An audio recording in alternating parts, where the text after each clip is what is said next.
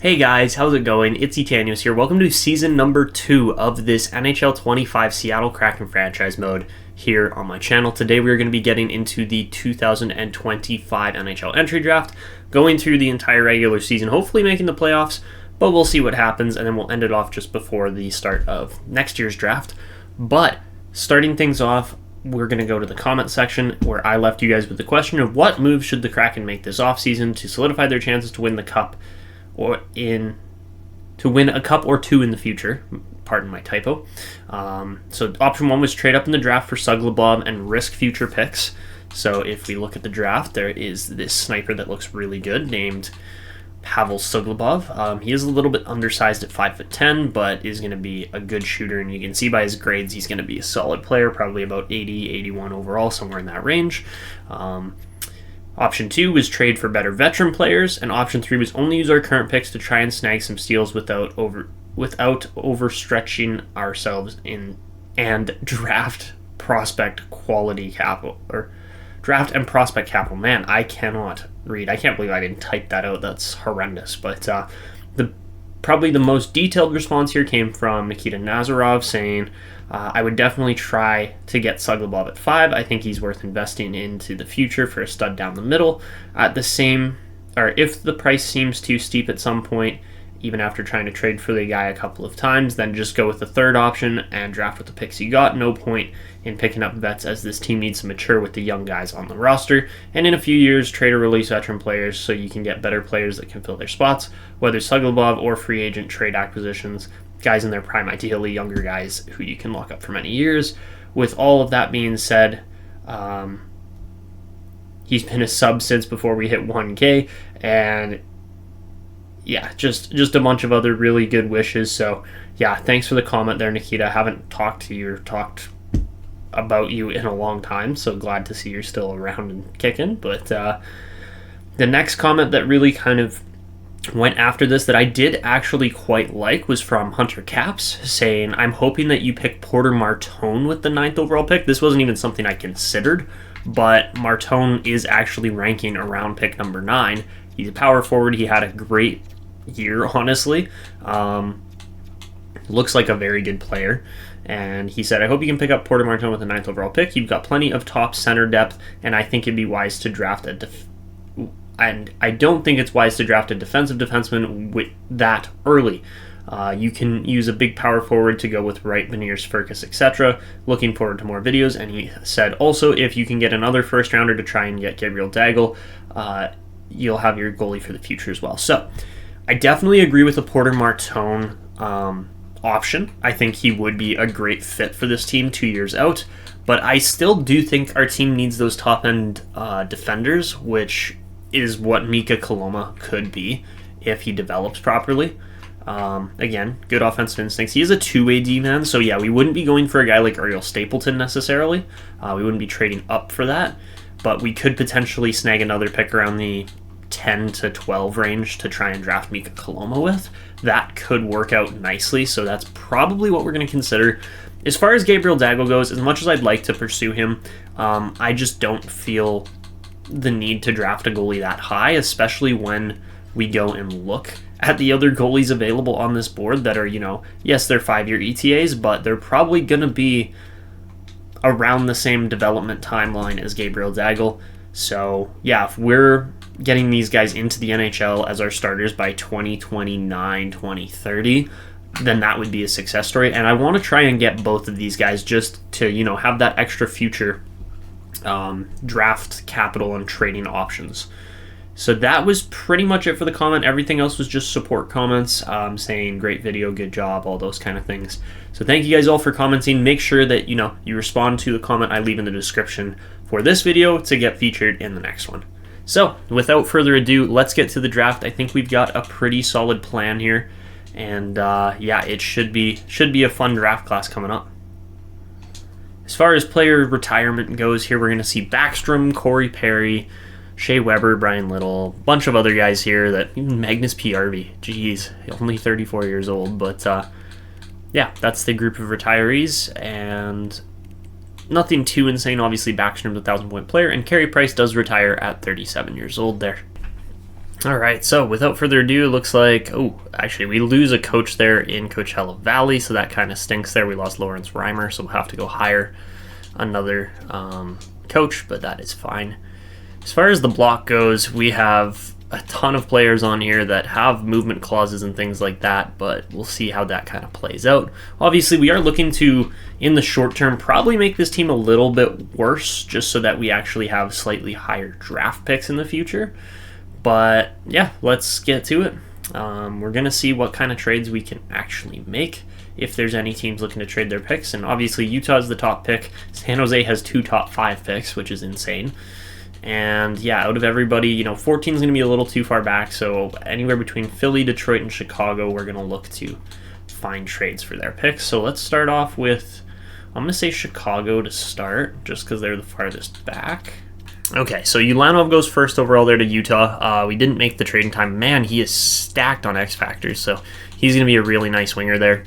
Okay, let's try to split this up, because there was a Chicago trade offer there for pick number 12 that I did actually like. I think it was this one. Yeah, okay, it included Evans, which is why it wasn't going through. That's a bit of a package for pick number 12, but again, in the long run, yes, Evans is good, but we'd be getting a better defender in the long term. Raykop obviously would be a fairly decent loss. He is a two-way forward, not a power forward, so would probably fit pretty well in the bottom half of our team. I'm wondering, because Raykop would be like our third-line center, and he'd be solid. But I'm wondering, instead of Raykop, could we do Nyman instead? I just like Raykop a little more as a player on this team.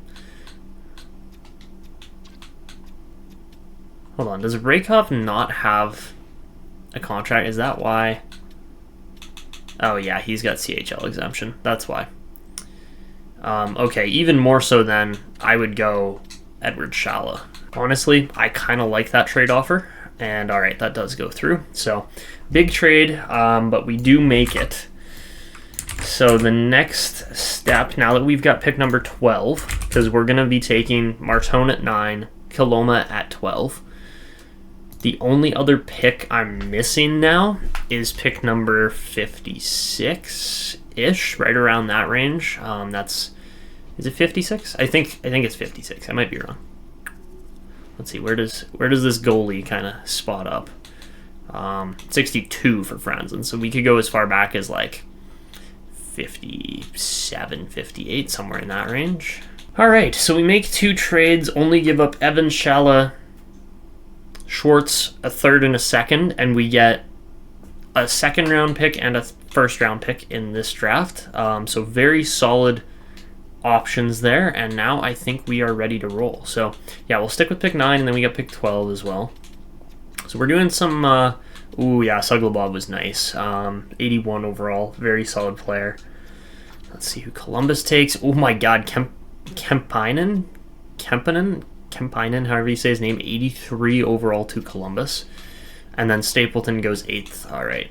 That would have been sweet if Stapleton had fallen to 9th. Obviously, that would have been a great pick, but instead, obviously, we are going to stick with Porter Martone. That is our player. Going to be one of our top players in the future, hopefully. Knock on wood that he develops properly. But yeah, at pick 9, honestly, a bit of a steal. He's supposed to go like top 3 in real life this year. So Pickerainen goes next.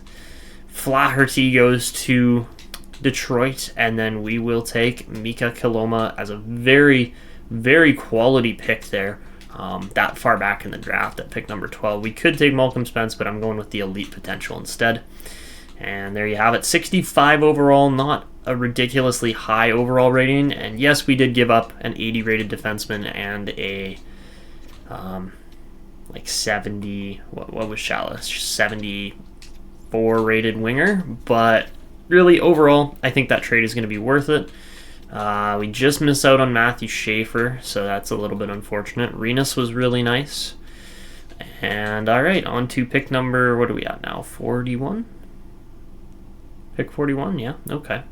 So with trading Shallow, we could go with Jesus Noonan. Might not be a bad option.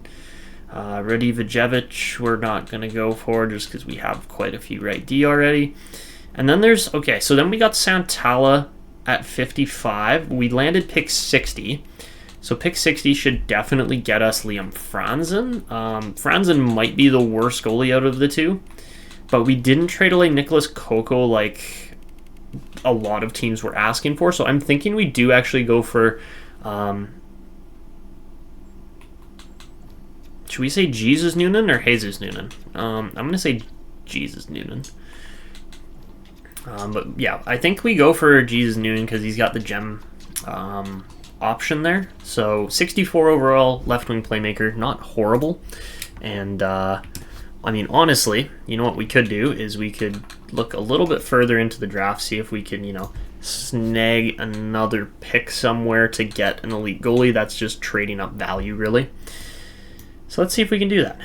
All right, so another team I see that is willing to trade their pick is the Montreal Canadiens at pick 53 there. Let's see if we could snag that. Dragicevic, or you know what? For 105, yeah, we can do that. Absolutely taking Santala with this pick, but yeah, we'll just trade a third and one of this year's 4th round picks to get what is a 2nd round pick. So yeah, that's a great deal, honestly. I'm very happy with how that played out. That's quite the name. Zahejski, I think is how you say his name. All right, so over to pick 53. Oh, Vancouver, you done us dirty. Oh, that kind of hurts. I can't believe the Canucks just pulled that. Come on, Vancouver. What are you doing? You don't need an... Well, actually, they probably do need an elite goalie. Shoot. Okay. Who are we drafting now? Oh, you know, we could take Grant Reed. That could actually be a fun one. Not that he'll guaranteed develop by any means, but, I mean, an undersized power forward, high top 9 potential. You know what? Let's go for that one. That'll actually be kind of fun. So, yeah, it's not quite what I wanted to do with our picks, but, I mean, it is what it is. Oh, okay, Franzen's 57 rated. Dang, okay. He turned out way better than I was expecting. That's kind of sweet. And he is 54 rated. He's a grinder. Oh, okay. So I thought he was going to be like a power forward, but I was wrong. So, yeah, there you have it. That's quite the pick, actually. A little bit different than we were expecting, but, I mean, left-handed Canadian kid, yeah, we'll take it. All right, so interesting 2nd round there for us, and then we're going to jump all the way over to pick number 121. So quite a few picks in between. Let's see who got drafted. Martin was good. Griffin was good. Bunch of decent, like, top 9ers here. Those guys actually have potential as far as they can make the show at some point. Besides that, Hansel was a medium starting goalie. Not bad, not bad. And then Victor Eklund, I can't believe he's got top 9 potential. That's kind of brutal, but okay. And that was pretty much it for the 3rd round. Let's see how the rest of the 2nd round went. I mean, obviously there's only like 4 more picks after Grant Reed, so yeah, nothing insane. Obviously, Yuri Voinov's probably a better option than Grant Reed because he's going to take a while to actually develop, but you know, keep an eye on him. That high top 9 potential might just kick in once in a while. So for our next pick here, I think we're going off the board a little bit. Yeah, we're just going to go with Upshaw, I think. That makes the most sense because our next pick's at our next pick's at 137, I believe. Yeah, 137 is our next pick. So we could, with Upshaw, we could risk it and take a guy like Cole Temple, who is top 9 potential, but then that's just a lot of left wingers again. Temple can play center, so maybe he's a 4th line option down the road. Do we risk it? Do we dare? I think we dare. All right, so we'll go with Cole Temple here. See if that pays out. I mean, obviously he's only top 9 potential, but you never know. That might just work out. So we'll advance to pick 137. Pray to God that Upshaw's still on the board, and I think he is. Yes, he is. Sweet. Okay. So yeah, we'll take Nolan Upshaw here. Solid value pick again. Low elite. Only 51 rated, but still, for a 5th rounder, if he develops, we're going to have a very good player on our hands there. So, for the very last pick of our draft here, because we only have up to pick number 169, Ravensburg was actually pretty good, but obviously he's supposed to be one of the top goalie prospects this year, along with Gabriel Daigle. Modry, however you say his name, he was kind of solid for, again, low top 4 potentials hardly ever develop. But I think we have to go, do we go Russell Listen? He's really small. What other potentials do we have? Nikitin, Weidman. Weidman would probably be a safer option, but then again, we don't really want those low 4. I mean, yeah, again, we could go with Tommy Hall as well. No guarantee that he ever makes the league. But this is also pick number 169. We have to risk it, because if Lizen is a low elite defenseman, then we're going to be kicking ourselves. So yeah, we're going to take Lizen here, and that's going to be our final pick of the draft. Yeah, I think that's probably just the safer option. All right, so yeah, we'll take Lizen. Just had to update the spreadsheet, and he's low 4. Come on, man. I was really hoping that he wouldn't be low 4. Oh, okay. I guess we do have pick 201 as well. I don't think 201's getting us anybody, honestly. No, there's literally nobody left. So, all right. I think that's pretty much where we're going to conclude this draft. I mean, maybe Lebedev is good. You never know. He has one of the best potentials remaining on the board, so do we dare? I think we dare. Let's go for it. Why not? And he is medium 7th. Go figure. All right, so that will conclude our first draft here with the Seattle Kraken. Honestly, I'm pretty happy with how it went for the most part. Obviously, it stung that we didn't get Kimmo Santala, but we did manage to get some other very good value picks, guys like I think it's Nolan Upshaw, and yeah, like Upshaw, Franzen, even Kiloma at 12. If he develops, we're going to have a solid future. So yeah, bit of an interesting draft, but we will now get to the offseason and see how our team shapes up for the next year. Montour's hit 90 overall. Jeez. So yeah, he's looking pretty solid. One of the few players on our team that is actually looking solid. So besides that, we've got Larsson and Gourde expiring. Looks like Gourde does not want the extension, which I don't blame him for. What is this? Future season clause. I see.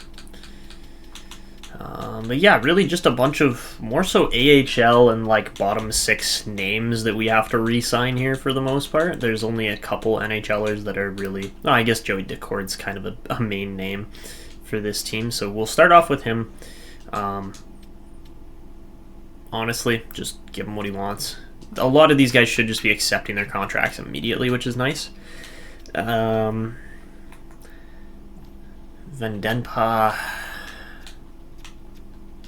I guess we'll sign him. Yeah, we might as well. He can play backup.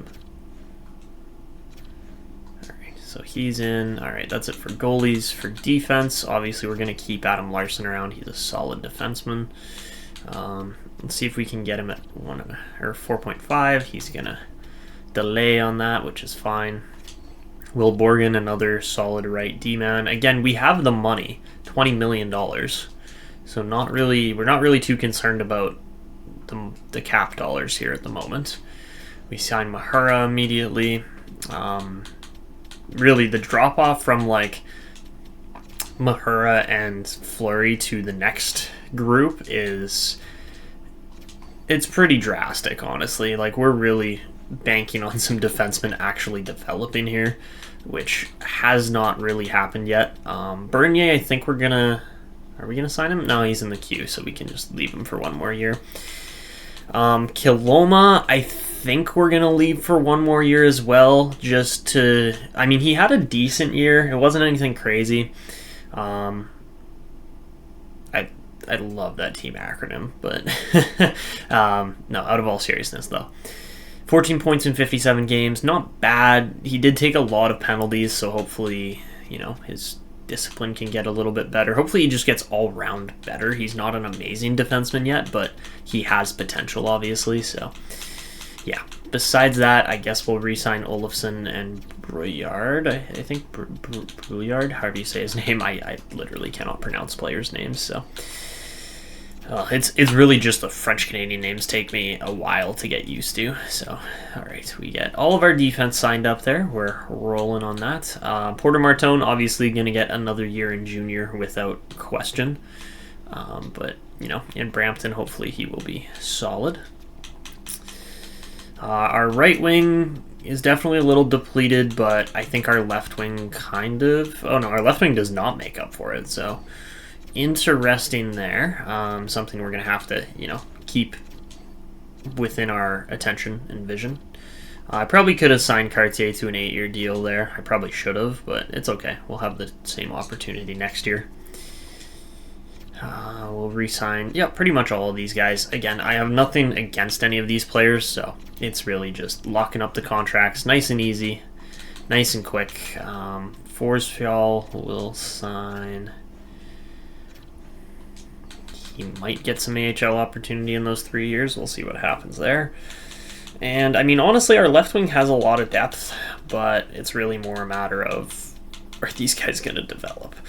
I think, yeah, our right wing kind of, well, it would get help from Yanni Gourde, so the right wing's probably where we're going to be signing players during free agency here. John Hayden, we will extend. And Yanni Gourde's going to want way too much money, probably. Well, maybe not. What if we rip a 1-year, $4 million deal? Or $4.5 million deal? Because even then, we'll still have to sign probably one more right winger. It'll be a depth right winger, and then looking at our defense overall, honestly, our defense isn't that bad. It's really just a matter of it could be a little bit better. Our goaltending could be a little bit better. Really, overall, the team's not in horrible shape. It's just really more a matter of we don't have these like outstanding superstar forwards yet. They'll get there. At least Beniers and Wright will get there. But everybody else is probably going to stay around the same ability. So just a matter of if those guys can crank it up to the 90s. 90 overall ratings. And then, yeah, that'll be what kind of affects it. So do we really have no expiring scouts or coaches? That's kind of insane. But, I mean, we'll take it. Why not? All right, so let's go to... Actually... We'll just advance a day or two because we're waiting on Adam Larsson. All right, so we do, yeah. Okay, 1, 2, 3. We get all 3 of those guys. All right, let's go to free agency. See what's, that was re-signed players. Let's sim to free agency now and see what players are available. So Luke Henman's the only guy that we didn't sign. That's okay. We're going to kind of just delete up the trade block here so we don't get a ton of trade offers. We just don't need a lot of trade offers. And okay, let's sign some free agents. So guys, we do have a bit of contract, or not contract space, I guess contract space. We have a bit of cap space and some contract spots, so we're gonna actually go out and offer Atu Radi a contract. We'll go $950 for 2 years, and he might take a day to get back to that, but that's fine. Besides that, we're just looking for some depth right wingers here, really. So if we sort by overall rating, I mean, even guys like Logan O'Connor, Fisher, just anybody that fits like forward line 3 and 4. So bottom 6 really is what we're looking for. So like a Kyle Okposo, that would make sense. Obviously, he retired in real life, but offer him a 1-year deal at 1.5 probably. Do that, and he's going to take a day to get back. Anybody else with that bottom forward? Brett Leeson? Yeah, okay. He might be an RFA. We'll offer him that. Okay, so we get Brett Leeson, great. So that's really, I think, all we need to do for free agency. Obviously, we could go for some big fish, but I'm sure we'll get some trade offers too, so I'm not really too worried about that.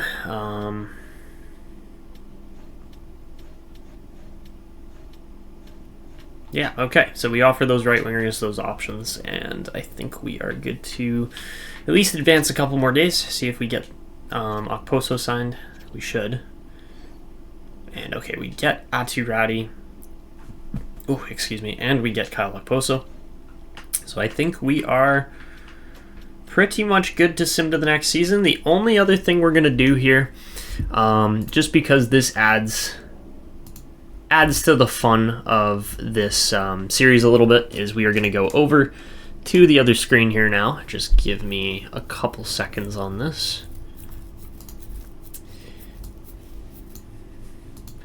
We're going to grab our wheel picker app, and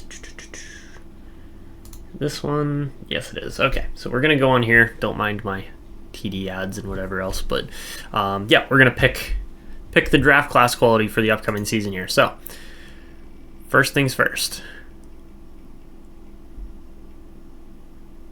We're going to get high prospect quality. All right, that'll be fun. Okay.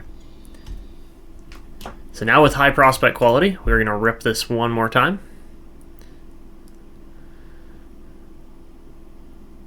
And okay, that's not quite going to work. So, okay, so we have high prospect quality, so we're waiting on a draft quality here. And we are going to get medium draft quality. Okay, so we just get to bump up one setting there. That should be fun. So yeah, once that is done, then we will continue on to the next season here. And yeah, I mean, that's always the added little bonus and benefit of this playing out properly, is that sometimes the settings actually get a little boost. So yeah, we'll go in there, do that. It should just be under rules, I believe.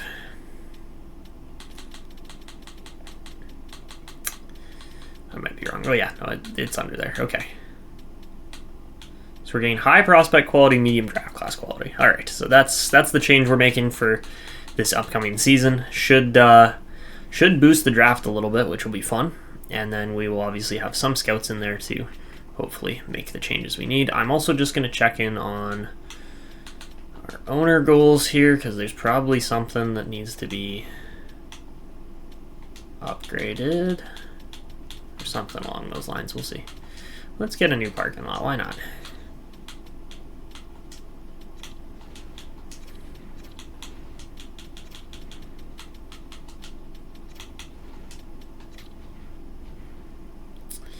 Alright, so we spend all our money, and now we can sim to the next season. So we're going to be getting a lot of trade offers here, but honestly, a second-round pick for John Hayden in 2027 might be worth it. And we get a third-rounder next year. You know what? Let's do this trade. I know it's not an amazing trade. I'm sure some Seattle fans and people watching the series do love John Hayden, but Pittsburgh's throwing us a second-round pick for him. We kind of have to go for that.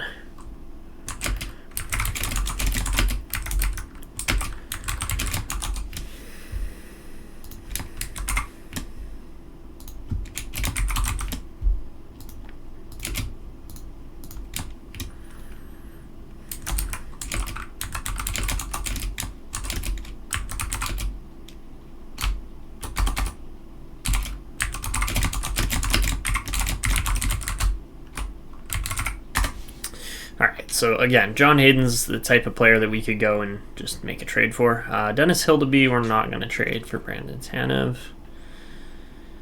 And second rounder next year for Tanev, not quite. We could do that, but again, I don't quite feel the need to do that. And all right, anybody else? No, we don't need Barry Boulet. Here's an interesting one. Quite a few pieces moving around in that trade.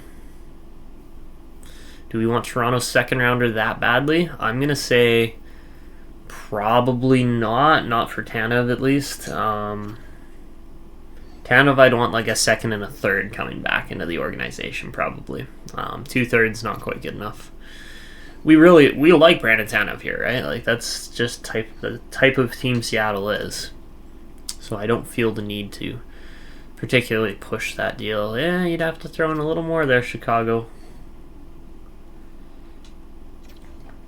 Nope, they really want Brandon Tanev, though. Which, I mean, fair enough. He is a great player. He's one of those kind of get under your skin pests, but also will make a play, score a goal at the right time kind of thing. So, all right, so here we go, heading into the next season. Only 80% of our tickets sold, so not amazing there on the budget, but that is okay. It is what it is. And we'll continue on here. Okay, what are our own goals for this year? Get a first-round pick? Yeah, we're sellers. We're definitely sellers. So, again, kind of rebuilding the Seattle team here, but it's going to be a fun rebuild for sure. And Shane Wright's up to an 85 overall. Beautiful. That's what we like to see. I think we're going to put him in with some other very solid players here. Yeah, this is kind of sweet. Do we give Wright first-line minutes? Maybe. That could be an option. The chemistry seems to work a little better when we do that, so the only problem is we don't quite have enough centers here rolling, so...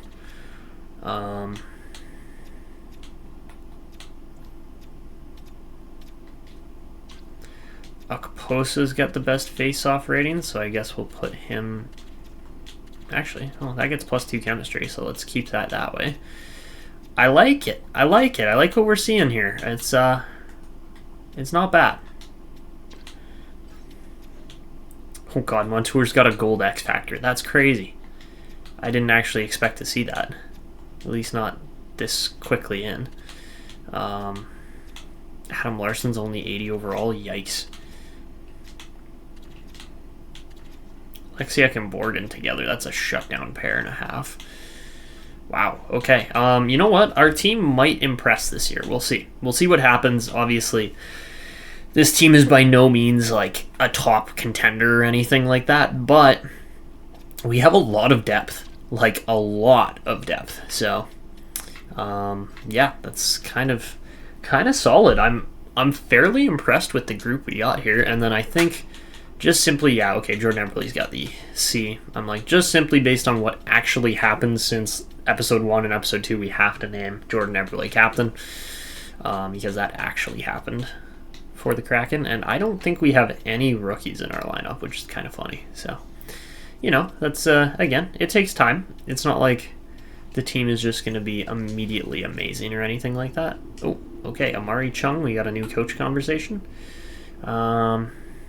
I don't think we're ready to compete for a playoff spot, if I'm being completely honest. Well, GM Nigel's saying it's not quite time for the season to start yet, so yeah, we'll sim to the regular season from here, but, ow, he's clawing me in the leg now.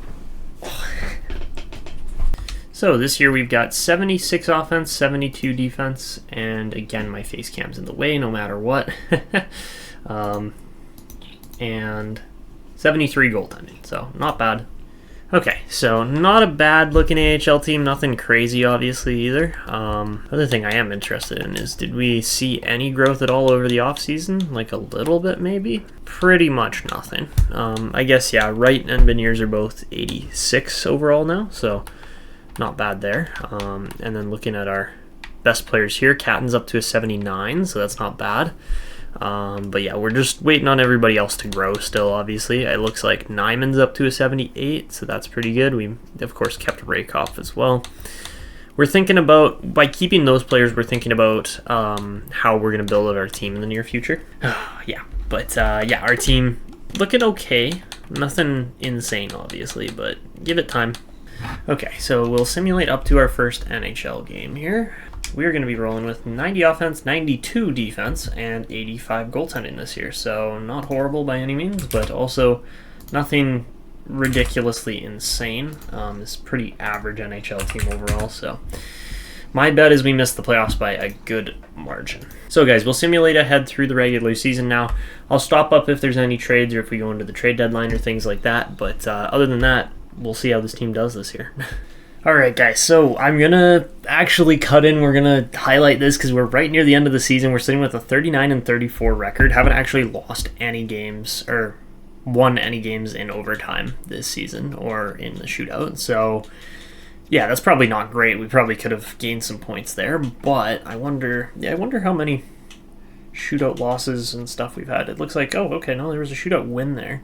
Oh, so yeah, no, sorry, shootout losses. That's actually, we haven't lost anything in added time. It's not like a lot of them have been going to added time, but looking at the standings currently, we are right on the fringe here. Like 79 points in 76 games for the Blackhawks is that final wildcard spot, and we are sitting with 78 and 73.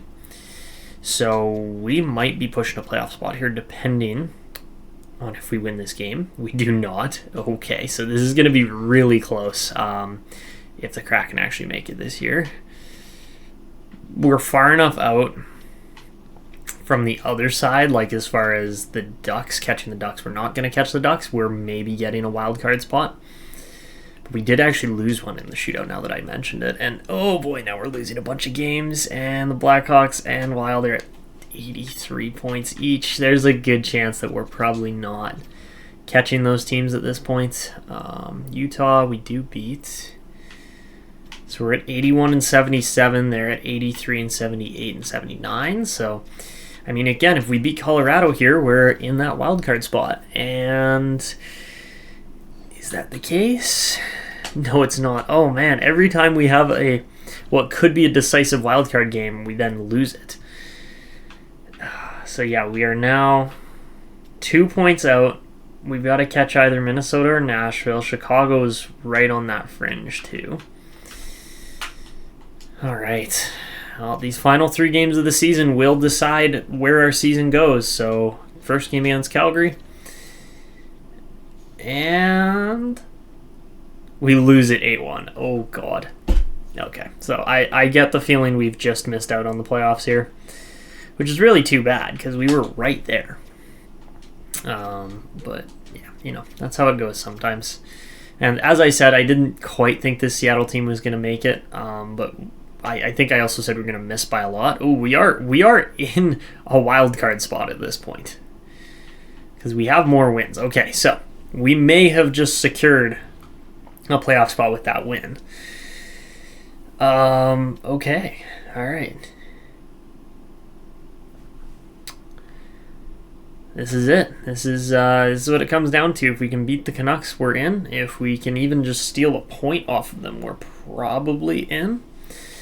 So first period 0-0, we outshoot them by a lot. Second period 3-1. That's good. That's really good. I think we're headed to the playoffs here. So we'll sim the final period here, and we'll see if we can just hold on to a lead here. And looks like it. I mean, we've just gotten way more shots than the Canucks. We kind of just came out and said, no, we're doing this. We're making the playoffs. Vancouver, you're a non-factor here.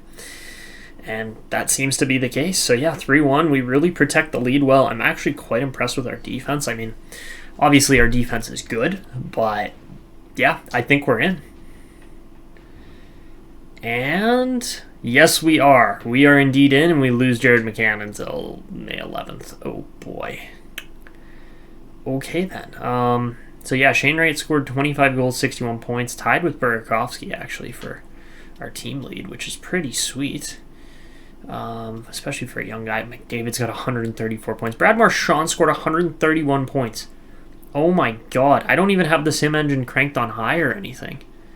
That's insane. And I mean, it kind of stinks because obviously this is a good draft here. You can see by the types of prospects that are showing up here already that this is going to be a good draft here. So, yeah, a little bit unfortunate that we're missing out on some of these guys, but, we'll make it work. We might end up trading up for a guy like Nathaniel Thorne or somebody like that. Who knows, right? And apparently this guy's going to be low elite probably, but if he's low franchise, that would be absolutely absurd. I haven't seen a low franchise player in literally forever. So, yeah, we'll see what happens there. All right, so to conclude the season, we end up with that 43-38-1 record, finishing no idea where yet. We'll figure that out in a second here with Stats Central, but Shane Wright and Andre Burakovsky tie for 61 points apiece. Very solid performances from those guys, and it looks like Shane Wright has now got shock and awe and is a first-line player. So, I mean, we were playing him in a first-line role. That was kind of just what we were going for. Decent season from Beniers with 50 points. Not quite as big as last year, but that's okay. 54 points for Montour. It was a step back for sure. But yeah, Wright scoring 61 is a massive, massive jump for him, almost doubling his point production. And playing with guys like Bjorkstrand and a few other top names like Jared McCann made a big difference, obviously, for Shane Wright. So that is awesome to see. Besides that, with our goalies there, Joey Daccord and Philip Grubauer did okay. Daccord really carried the load there with 8 shutouts. Oh my god, he crushed it. So yeah, awesome stats there. And as far as the overall league goes, obviously McDavid scores 134 points to lead the league, 51 goals, 83 assists. And the most goals was Nathan McKinnon with 74. Oh my goodness, Nathan Mack just absolutely torched the league. That's insane. Oh my goodness. I did not ever expect McKinnon to score that many. I would expect a guy like Pasternak or Bedard, or even like Hyman scored 56, yeah, but like, what on earth have we just witnessed here? This is absolutely absurd. Cale Makar leads the league with 92 assists this year as a D-man, 103 points. He only scored 11 goals, but yeah, absolutely insane there. As far as overall point production goes, so many 100-plus point scorers. This is actually filthy. So, yeah, even Elias Lindholm got in on that action. Obviously, he was playing in between Marchand and Pasternak, so that probably helps. Best rookie this year was Joshua Waugh at 22 years old, obviously. Mika Kemppainen was crushing it in Columbus this year, and Suglobov did very well too. That makes sense. Ulanov did not do as well as I expected, but that happens to number 1 picks more often than not. Petrov's up to an 86 overall. And your best goalie in the league this year was Jeremy Swayman with 47 wins. That's absurd. Most shutouts, obviously, going to go to Joey Daccord. And best save percentage for a goalie that played over 30 games was Igor Shesterkin, followed closely by Mackenzie Blackwood. But Shesterkin obviously played a lot more games, won a lot more games too, obviously. Looks like Olmark ended up in, I don't even want to know how much they paid him, $10.6 million. Oh my god. That's kind of filthy that he would ask for that much money from the Calgary Flames, but I mean, whatever works, I guess. Calgary did not make the playoffs, though. I'm pretty certain of that. So yeah, that is it for the NHL this year. AHL I'm not quite so worried about. They usually have, more games going here, but we are into the playoffs, and we are going to be taking on what looks like the Vancouver Canucks. So that'll be an interesting series. Obviously, we just wiped the floor with the Canucks in that last game, 3-1. But, well, we didn't wipe the floor, but we definitely kicked their butts a bit. But, yeah, we will take on the Canucks in round 1. This should be fun, and we'll see how it goes. Obviously, we'll jump into some games if there's elimination games. We're not going to play them, but we'll jump in, spectate them, commentate them. And yeah, this is fun. I did not expect us to actually be here within Season 2. I guess it kind of makes sense, though. Like, the Kraken are right on the fringe, usually. Something else I did want to show you guys just before we actually get into this is the progress reports currently, because we have had some pretty nice growth over the season here from certain players, Shane Wright being one of those guys. Nobody else in our main team, or in our NHL team, really saw a lot of growth, but Berkeley Catton and Jagger Firkus are both up to 81 overall now. Ray Kopp's up to 79, Ratty's up to 77, same with Winterton. And then we saw massive growth from Porter Martone, jumping from a 67 to a 76 overall. He crushed it, scoring 72 points in just 58 games with Mississauga this year, or I guess it's Brampton really at this point. Besides that, decent growth from Goyer, however you say his name. Mietanen grew a bit. Villeneuve grew quite a bit. Bernier looks good. Just all around, lots of growth from our team. Kiloma's up to a 68, so he saw quite a bit of change. Reed's up to a 66 after being just 54 overall when we drafted him. And a +5 overall rating from Liam Franzen, so he looks like the goalie of the future. And yeah, very, very nice growth overall from our team this season. I cannot complain at all based on how well we have progressed this season. So let's get into it. We're going to sim game by game here, see how things go, because again, you don't get to take on a team like Vancouver in the playoffs round 1 too often, so let's go for it. First round, first game, first period, JT Miller opens the scoring. We outshoot him 13-11. Second period, 2-0 game, and Sprong scores on the power play. And in the third, we don't get anything as we get shut out by Thatcher Demko. In game 1, obviously, he would have gotten first start, and Daccord kind of just got lit up. So, yeah, that was unfortunate, but, it does happen. And we just need a bounce-back game after literally doing nothing in game 1 there, so. Alright, here we go into game number 2. We're looking for a bounce-back W here, so. First period of game 2, it's 1-0 again, Vancouver. Oh boy. Second period, 2-2. There we go. Bjorkstrand and Alexiak are able to beat Demko finally, and then DeBrusk ties it up. And for the third period, it's going to be a 3-3 game as Dunn scores and then Sprong ties it. So as we head into OT, who is going to be the OT hero? And getting some shots. Lots of plays happening here in OT. Vancouver on the power play doesn't convert. That is a huge momentum boost for us. Come on, boys. We got to get something going here. We're getting a few shots. Vancouver gets another power play. They don't convert again. And we might be heading to double OT here. And that will indeed be the case. So here we go. Double OT. And it's over. Vancouver wins the game. Daniel Sprong, yet again, he has been huge for them. Just scoring tons of goals. I keep meaning to click over and look at the 3 stars, but the game just kind of glitches. So apologies about that. And all right, we will finish off the AHL regular season here nice and quick. Make a nice little flip over there. Jagger, Firkus, and Atu Ratty were our top scorers. We missed the playoffs with the Coachella Valley Firebirds this year, but that is okay. Not the end of the world by any means. 36, 30, and 6. So yeah, we finished just one spot outside of the playoffs, which is okay. There's all your divisions. Nothing super crazy for the most part.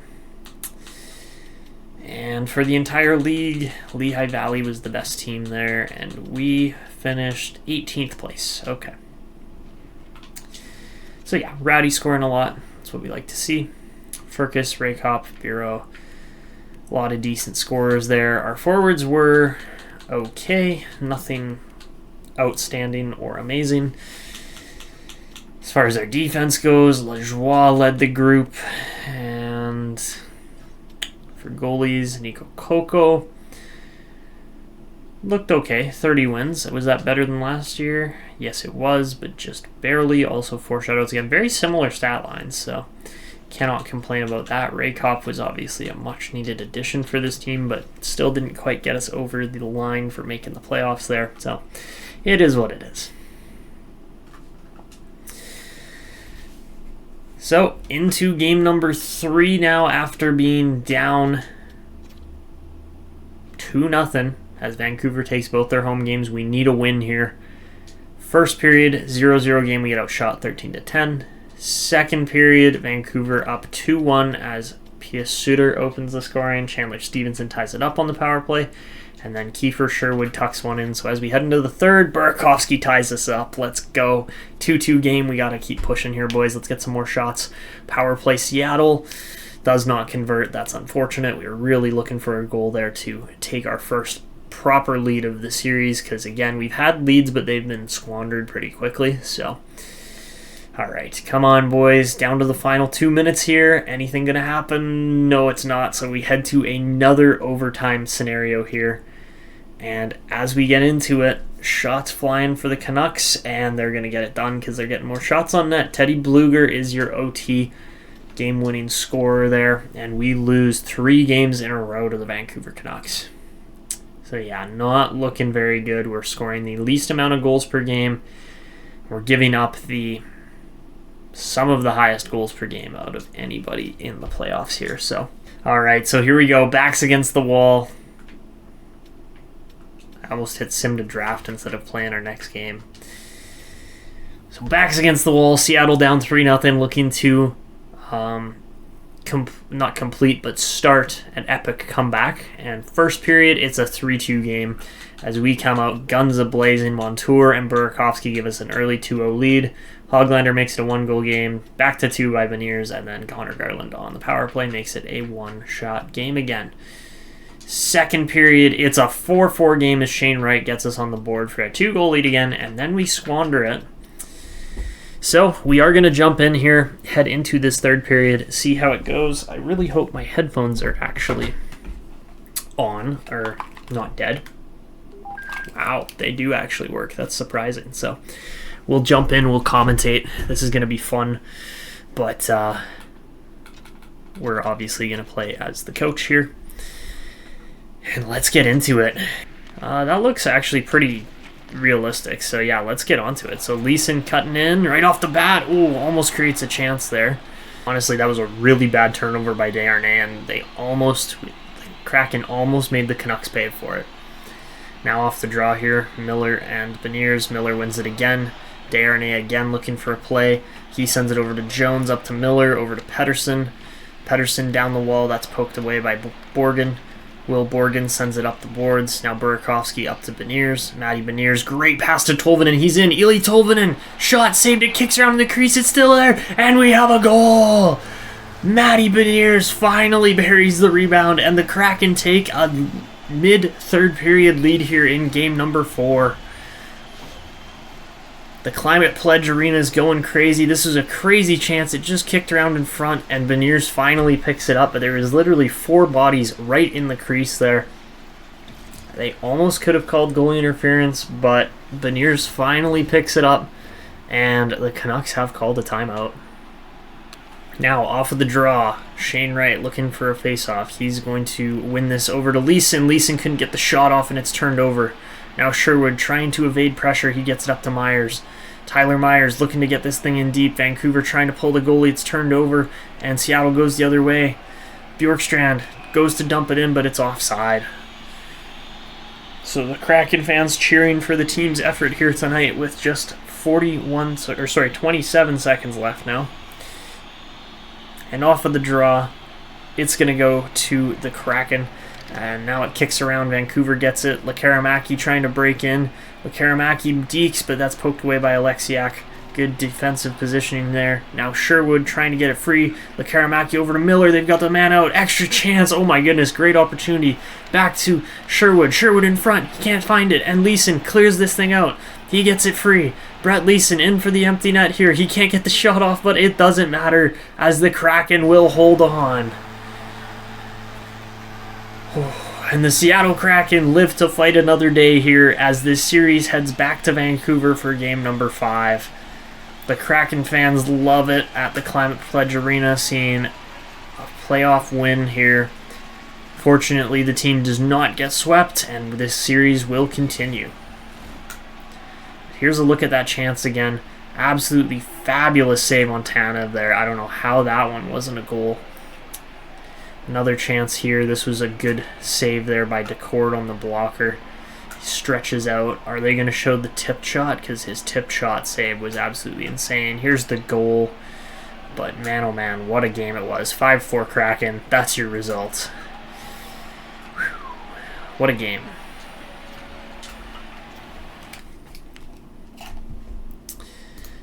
So we'll turn the face cam back on just for a minute here, but we'll probably be jumping into another game as we are again facing elimination. And if it's not close, maybe we won't, but we'll see how it goes. So into game number 5 back in Vancouver. We're looking to hold on, fight back in this series, and we start off up 1-0 with the Burakovsky goal after the first period. We outshoot Vancouver 13-9. Second period, 2-0 game, Burakovsky yet again. And as we look to hold on here heading into the third, make it 3-0 as Brett Leeson scores. Man, we're getting performance out of everybody here. Like Leeson, I get he's playing some top line minutes, but he's filling in for Jared McCann and it's working. Brandon Tanev getting a goal there. 4-0. We have won this game at this point, so we are going to pull the Canucks back to Seattle here for yet another game. And yeah, solid performance. We give Vancouver a taste of their own medicine there from game 1. So absolutely awesome performance there. We will extend the series. We lose Brandon Tanev to an injured foot, so that's not ideal. But it is what it is. All right, into the next game here. This series is getting a lot closer, a lot quicker than we expected. But no, we're not going to play this game. That's not what I meant to do. All right, looking good. We're actually, in it here now, which is great. It's something fun to see. And we'll head into game number 6 here with, a chance to tie the series up tonight. First period, we start off 1-0 again. Jagger Firkus making an immediate impact with a short-handed goal, of all things. We get outshot 8-11, but we will take it. Second period, it's a 1-1 game as Nils Höglander ties this thing up. And really, in a tie game with an elimination on the line here, we are going to jump back in, see what we can do. And we are giving the Canucks a series here. So here we go. Game number 6 at the Climate Pledge Arena. We're looking to force this series back to Vancouver for Game 7. Starting things off, Leeson drives the puck down low. Brett Leeson centering pass, and Bjorkstrand banks it in. Short side. Oliver Bjorkstrand looked like he was going to go around the net with the pass, and then he shot it short side. Thatcher Demko fooled on the play, and Oliver Bjorkstrand has his second goal of the playoffs here in round 1. But man, oh man, what a play that was to just, kind of shoot the puck off the goalie. And just a great goal there. But really, just a slack positioning job there from Demko as he gets caught cheating off his post. So now off the draw, this one's going to go back. Alexiak finds Tolvanen. Eli Tolvanen over to Beniers. He's going to dump this one in as we're trying to kill the final 35 seconds here or so. Burakovsky turns it over to Myers as Myers beat him out on positioning. Now, big hit there, but Danault breaks in. Phil Danault bodied off the puck, and Tolvanen goes the other way. He sends it up to Beniers. Beniers on the empty net, and he gets it, and that will send this game back to Vancouver for game number 7. We come back all the way from 3-0 down in this series, and that is it. There you have it.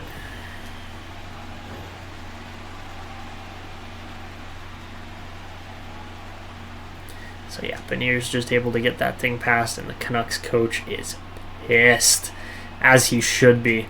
They just blew a 3-0 lead and could potentially lose this series now. Oh my goodness. Alright, so that's where we're going to wrap this game up, and then we're going to continue on to the next one. What a win. Alright, so we will sim to Game 7. I did not expect us to go this far, but we will absolutely jump in and watch, not the whole game, we'll sim the first 2 periods again, obviously, but we'll see how this game plays out.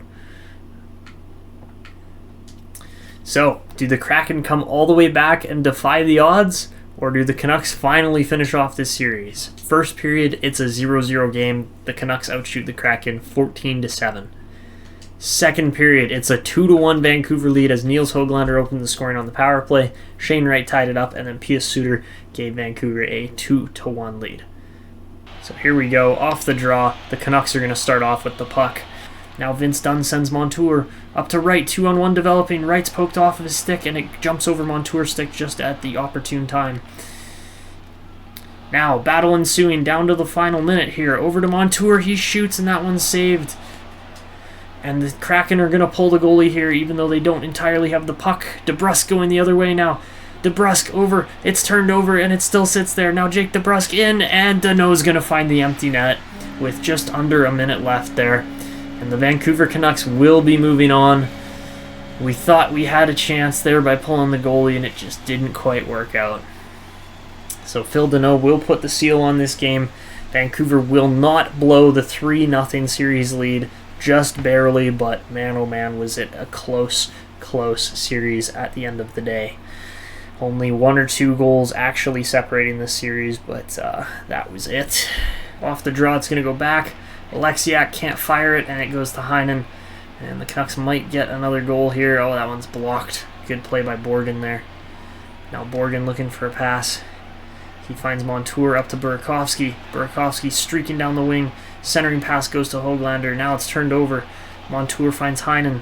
And Danton Heinen goes the other way. Block shot again by Borgen. But that will do it for this series as the Canucks move on in a best-of-7, 4-3 win there against the Seattle Kraken. They did change up this animation a little bit. And yeah, a tough first round exit there for the Kraken, but also not a team that was expected to go far in this series. So what a series it was. Eberle giving Daccord helmet tap there. I mean, obviously a heck of a series, but in the end of the day, the Canucks were simply just the better team. So guys, we'll wrap this episode up by figuring out who wins the playoffs here. We do have one more scouting date to hit, and then once we're done that, then we will be able to advance. Of course, not having Brandon Tanev and Jared McCann in this series was definitely a defining moment for this team. Had we had those two players, you get the feeling that we may have been able to actually go a little bit farther. So overall, looking at this draft class this year, obviously Gavin McCann is the #1 player, but there are some other guys in here that are looking pretty solid. So first things first here, let's take a look at the rest of the playoff bracket. So Tampa, New Jersey in the bottom corner there, you can't actually see it. That's nice. But yeah, Boston went through a lot of good teams, and then Anaheim was able to finish them off in the end. But yeah, the Anaheim Ducks, not the team you were expecting to go to the finals, but they do, and they get it done.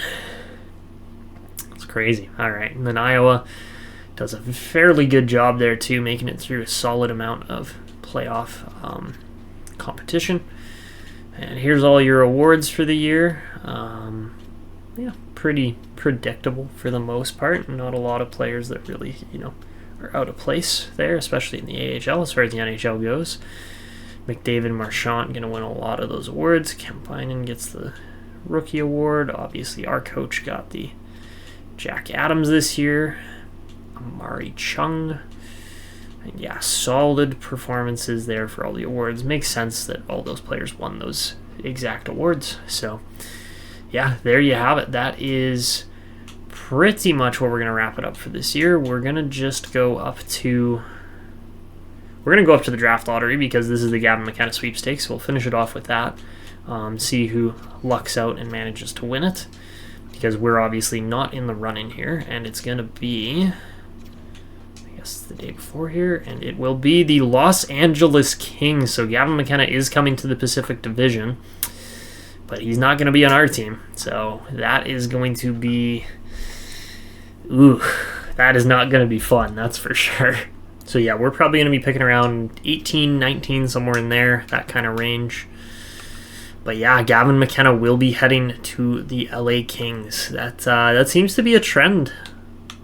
So, I don't know, maybe LA's just got the tankathon going or something, but yeah, alright. So yeah, just one more look at the progress reports here. Berkeley Catton's making a breakthrough, so that's awesome to see. Shane Wright's up to an 89, and he's got 4 X Factors now, so keep an eye on him.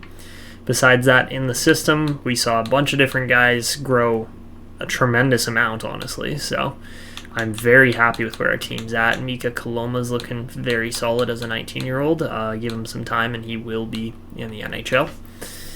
And yeah, just very solid growth and performances overall from the team here. So yeah, we'll get into the draft in the next episode, kind of see where everything else lands. And now that we're at this point, I think it is safe to say now we will take our final look at the draft class here. So if you guys see anybody that you think we should be looking into or trying to draft, then let me know.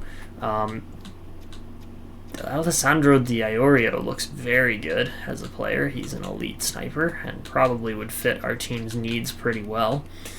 Thorne is only a top 6, even though he is NHL ready, so that's a little bit unfortunate, but that is how it goes. Joe Aginla could even be an option for us maybe too, so we'll keep an eye on those guys. Obviously, I think we are in the market for a sniper this year in the draft. Rintoul, actually he looks pretty good too, so there's a bunch of different options. We'll see kind of how it shakes out, who ends up where, who are the players that we're gonna go for and try to draft. But again, let me know in the comments if you see anybody that you think our team should be making a trade for a pick or something to try and go and get. I'm pinning out the players that I like how they look, but that doesn't necessarily mean we're going to go for them. So, yeah, let me know in the comments below which guys you like, which players you think we should be pursuing. I think it's safe to say Parker Westgarth would be a pretty solid pick to pursue. Same thing with Len Del Monte. And yeah, just let me know, obviously, right? But also make sure to respond to all the other, or to the other questions that I'll leave you guys down below in the description with, because yeah, it was a good year this year. We went quite a bit farther than I was actually expecting, and I'm glad that, I mean, as much as it kind of stinks that we're not in the Gavin McCann sweepstakes by any means, we're still building something special here in Seattle, in my opinion. So yeah, that's it's a good spot to be for sure. We will not be taking Plamadon, that's for sure. But Uriel King might be an option. Ivan Denisov might be an option. We'll have to wait and see. And yeah, not a lot left here in the draft in the back part of this. So any other steals? Nothing? Yeah, our scouts have kind of been bleh over the last few years, that's for sure. Jerry Glass looks kind of decent. But apart from that, not really a whole lot else going on there in the back end of the draft. So yeah, that is where we are going to pretty much wrap this one up. Thank you guys for watching. If you enjoyed this video at all, make sure to show your support down below with a like, subscription, and notification. And of course, make sure to respond to the comments to actually get featured in the next episode. But that is it for me. This is Etanyos signing out, and until next time.